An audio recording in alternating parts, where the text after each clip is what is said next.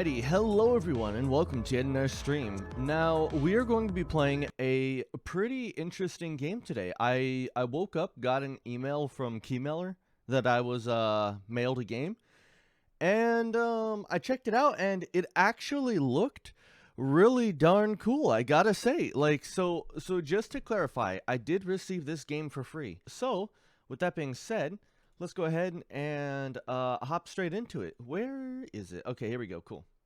So I don't know anything about this game, and fair warning, it might be loud since it is the first time we're opening it. Oh, it's quiet. Wow. Oh, what beautiful starting music on top of that. I almost don't even want to turn it down. But let's go ahead and hop into the game. Oh, that was a little loud.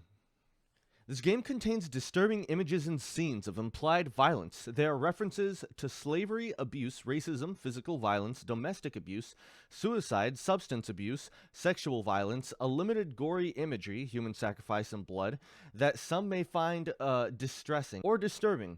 Players' discretion is advised. None of the atrocities described in the King's Dilemma Chronicles are in any way endorsed by the creators and the distributors of this game. You are going to assume the role of head of the council, a governing body ruling in the name of the king, located in Libra, the capital city of Ankist. Before you begin, take a quick test to determine the house that suits you best. Okay. Is financial crisis on? In a financial crisis, is it moral to sacrifice knowledge in order? No.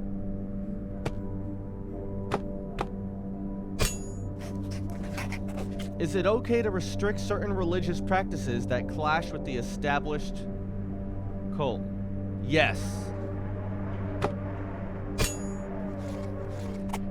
If a neighboring country gets invaded, do we support them? I mean, it depends. Do they have some sort of benefit? I feel like this has a lot more underlying factors. Like, if it's a neighboring country and, well, they provide no use to us, then we should let them, you know, get got. But if they actually have use, such as providing resources, providing trade, providing rare ores, or maybe even a decent supply of workers, then yeah, we'd want to protect them. I feel like we need more information on this. I'm gonna say yes. With child births on decline, do we strongly incentivize families to have children? Yes. Ooh, I can't wait, man. I feel like we're gonna die so fast. There's a lot of reading in this game. The trumpet strikes 3 rising notes, and I-tone doves are released as Harold V is crowned king by the prior mother of the cult. Okay, we're in a cult. The people erupt in cheer of joy. Our hopes of enduring prosperity are renewed with a new king. Foreign dignitaries from Kasuk, Kapis, Sidlata, and Muhir crowded the royal castle to evaluate the new kings and win his favor. The ceremony is followed by a feast, lasting for 3 days and nights along all the streets of Libra, our capital city. A week later, sitting on his throne behind the grand chiseled door of the council room, a new king addresses us for the first time. Any authority is flickering, and power can be a blessing or a curse for those to whom it is exercised, he says. After a long pause, he adds, ruling is an unsolvable dilemma. Okay, add to archives, that's important.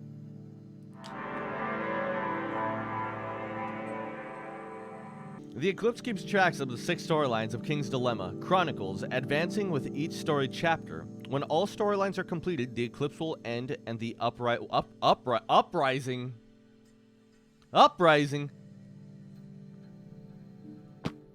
How you doing today, Devious? This is the map of the kingdom. From here, choose your next dilemma from the sidebar. Change the zoom level between the entire continent, the kingdom of Ankist, and the capital city of Libra to reveal all available dilemmas. These 5 resources are represented of the status of the kingdom: influence, wealth, morale, welfare, and knowledge. Every dilemma will move one or more of these resources, changing the stability of the current reign. Okay, so let's see. We have 2 dilemmas that we can choose from. The High Commander has received a message from our... I don't want to click on it because I don't want it to move, but how do I know what it says? The Royal Marshal reports to us 3 windmills were... How do I get more dialogue? Am I not allowed to know? Manage the council and review the information of the houses and kingdoms here. Spend coins to replace council members and to form alliances when your relationship levels with another house is maxed out. Ooh, okay. If you form an alliance with another house, your total power will increase by 1. Alliances have other benefits, such as reducing the cost of corruption and the cost of replacing council members. Costs are increased for enemies. Interesting. With your choices, you can try to achieve long-term goal of your house and 2 secondary goals. Completing them will grant you more power plus a bonus of cohesion or descent points for the Uprising. Oh, right. You have to hold everything down. Okay, let's do this one. The Royal Marshal reports to us that 3 windmills were set on fire last night along the road between Libra and the Golden Harbor. The affected millers are asking for help rebuilding their windmills. Do we fund the reconstruction of the damaged windmills? Whoa. Ooh, this is a little overwhelming. To solve a dilemma, use your power to make the final decision after the council has gone through the voting phase. That's really cool that we actually have to listen to a council. Approving the majority is free, but subverting it will cost you power equal to the difference in votes between the 2 sides plus 1. If your power reaches 0, the current reign will end. Solving a dilemma moves the resources on track, as predicted by the red and the blue gauges. The amount by which a resource moves will be revealed after the vote. Ooh, interesting. So if we say nay, we'll just flat out lose. But if we say I, we're going to lose money, but gain... You know, I still... they're saying I kind of agree with them that I would want to do this. These guys suck, but for some reason they're also saying I. Yeah, I say let's agree with the council here.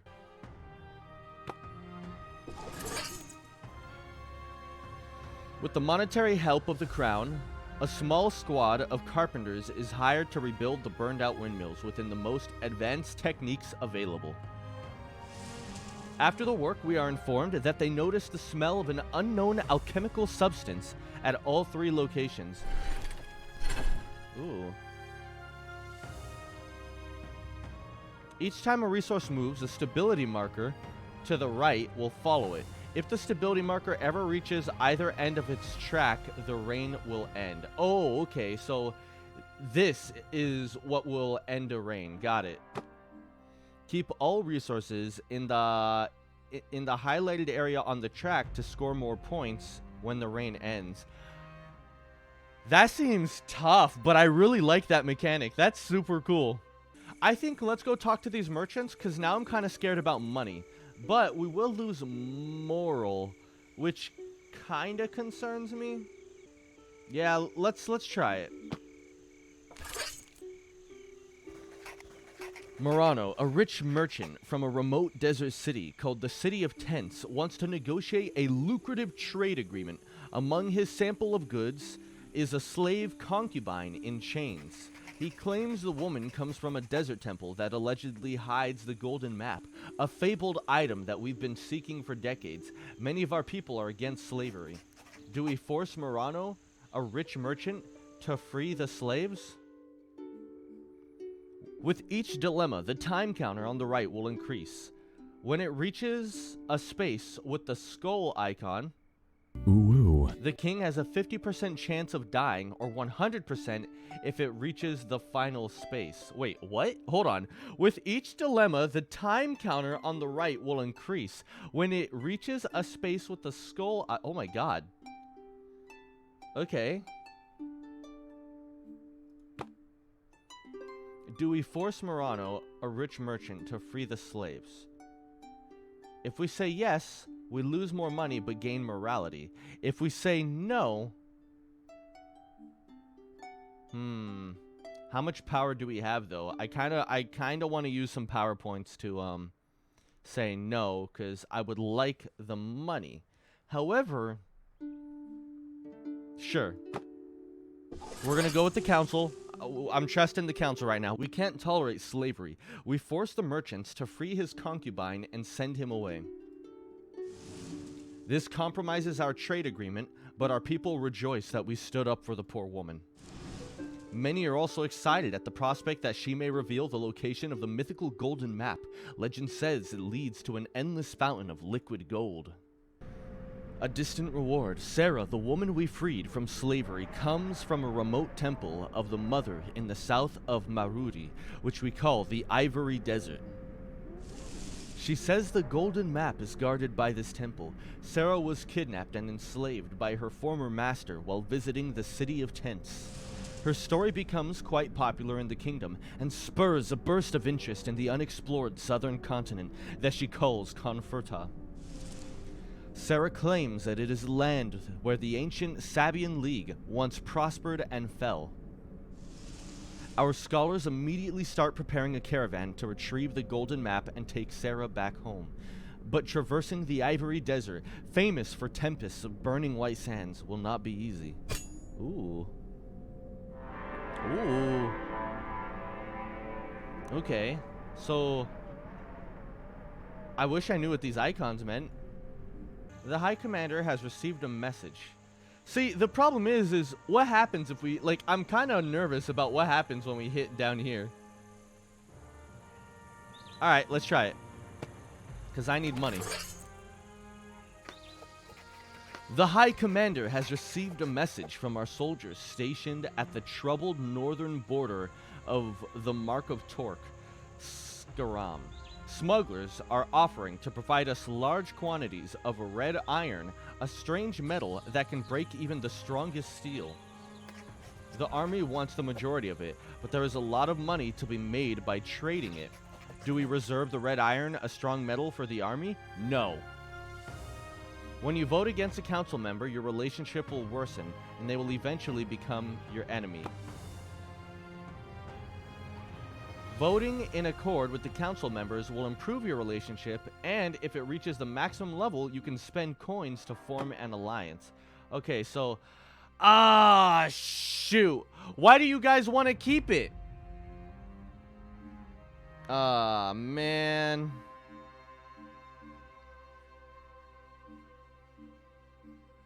Well, I mean, we don't lose money, so this will bring us up by quite a bit. Okay, and you know what? Our people say it so you know, let's go ahead and agree with him.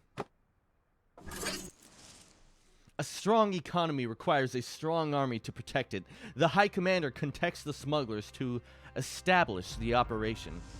A steady flow of red iron from mostly unexplored lands of the Folofuar Mountains is supplied directly to the smiths of the army, with only little remaining for our merchants.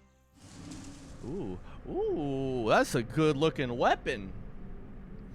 The Scarlet Tide. To thank the king for the prosperous business, the smugglers gift him a masterful red iron sword named Scarlet Tide. The army soon elects the blade as its symbol, as a sign of its future power. A significant portion of the important red iron starts flowing towards the royal armory, and military smiths begin experimenting with new ways of working with sturdy metal. Because of its exceptional sturdiness, red iron is difficult to mold into weapons and armor, but a few blades are forged for the most elite regiments. Neat. So it looks like the one on the right has something to do with military, is what I'm understanding. And the one in the center is either morality or cultism, because like it was for like a golden ancient city and stuff like that. Maybe beliefs. This one costs 5 gold, huh? Why does it cost? Wait, we only have 8 gold. Sorello, the Codnian merchant from Dunwin, has taken an interest. So I actually really like that it doesn't tell you, because it forces you to click on it and then you have to make a difficult decision. I think that that's really, really cool. Let's see here. Or do we want torque? This one will affect our food, our knowledge, and our morality. We have lost contact with the smugglers. Many think they... We gotta keep contact with our smuggly boys.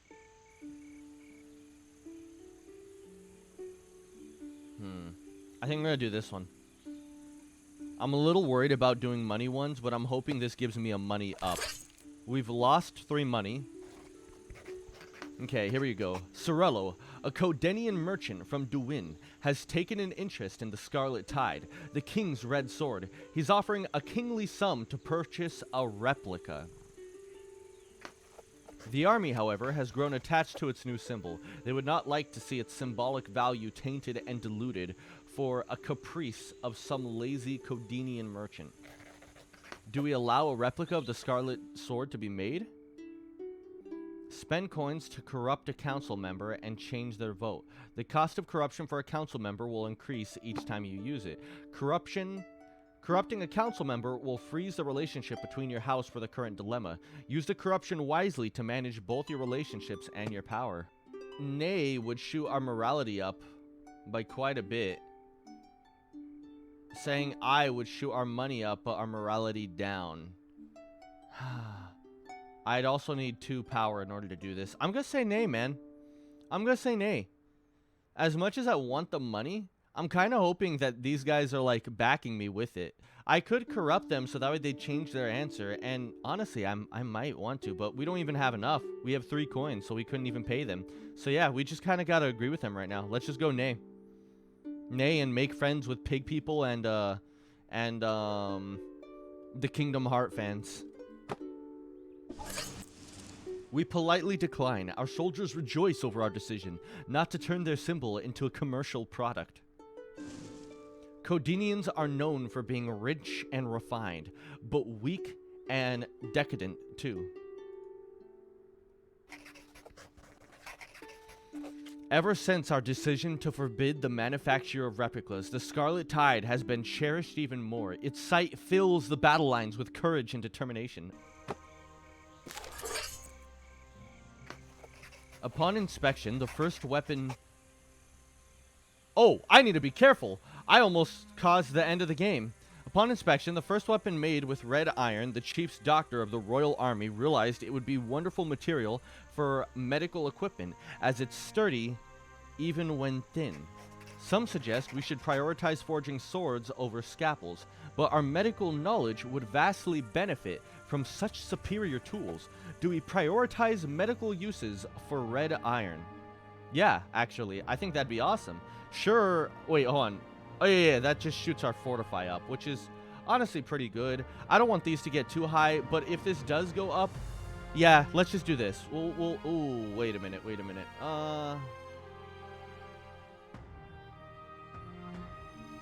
You're saying I, though. Why do you say, hold on.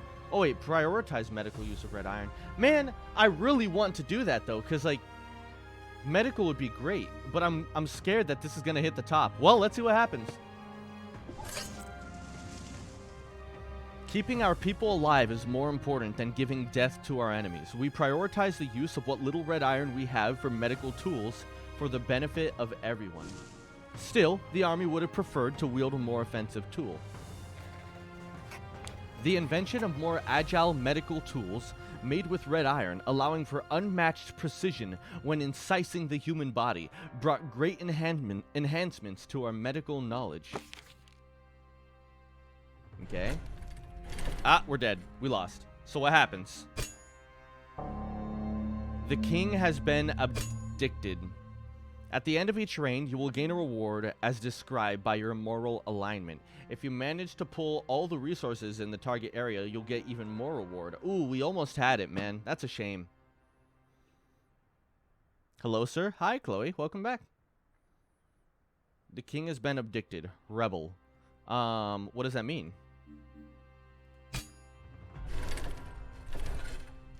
So, do I... let me go ahead and... let me go ahead and look up the meaning of abdicted. To relinquish power or responsibility. So, he's been forced? Or has he just relinquished it? It doesn't really say. How am I? I'm doing pretty good. I'm having a lot of fun with this game. This is actually really cool. At the end of each reign, you'll have to choose a morale alignment for your heir to the head of the council. The longer the reign, the more morale alignments will be available. Let's go with extremist. Wait, does it cost 1 coin? Or do we get a coin? Oh, let's try it. I kind of want extremist. Let's go. Spend your prestige and crave points to prepare for the uprising. Each preparation shows its rewards and required number of reigns to be completed.